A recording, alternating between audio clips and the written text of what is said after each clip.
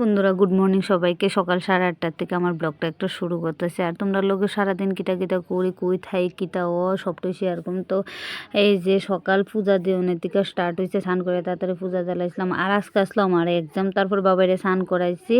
তারপরে এদিকে বাবাই প্রত্যেক দিন ঠাকুরের জল দিব স্নান করে এসে। তারপরে হ্যাঁ যে কাজটা করতেছে, তারপরে তারে ভাত খাওয়াইছি, রেডি করাইছি। তারপরে হ্যাঁ আমি কই আজকে আমি বাড়িতে আছি, আমি স্কুলে নিয়ে দিয়াম।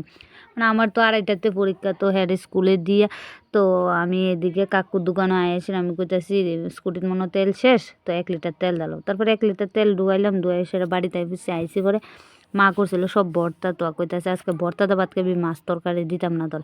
তারপরে লাইফ তার ভর্তা করছিল, আর এদিকে মূলার শাক করছিল ডাইল দিয়া। আর এত টেস্ট হয়েছিল, খাওয়ানটা খুব টেস্ট।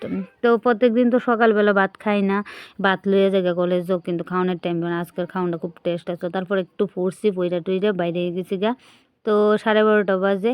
আর এদিকে আমি একটা আপেল দিয়েছিলাম, এই আপেলটা জানুন এত টেস্ট। আমি শুধু ঘরের ভিতরে এই আপেলটা আনি ছোট্ট ছোট্ট, এই আপেলটা আনলে আমি ইডিওই খাই, আর কোনো আপেল খাই না।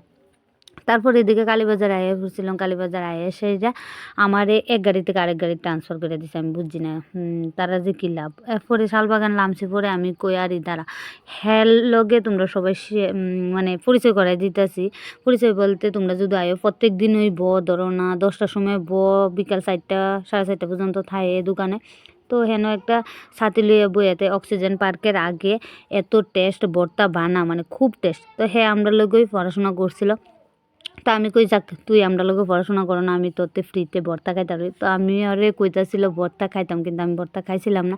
তারপরে টমটম দইরা আমি আমার গন্তব্যস্থলে যাওয়ার রওনা দিছি, মানে আমি কলেজও।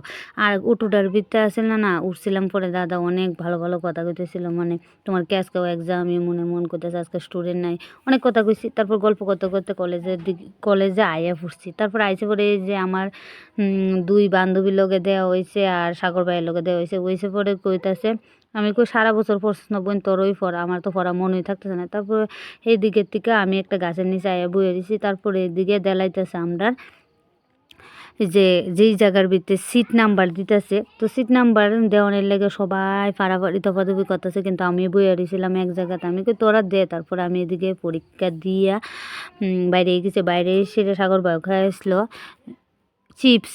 আমি কই চিপস তো খাওয়াইছো, আমার তো এক্সামটা বেশি ভালো হয়েছে না। তো হেরা কইতেছে হেরার এক্সাম খুব ভালো হয়েছে।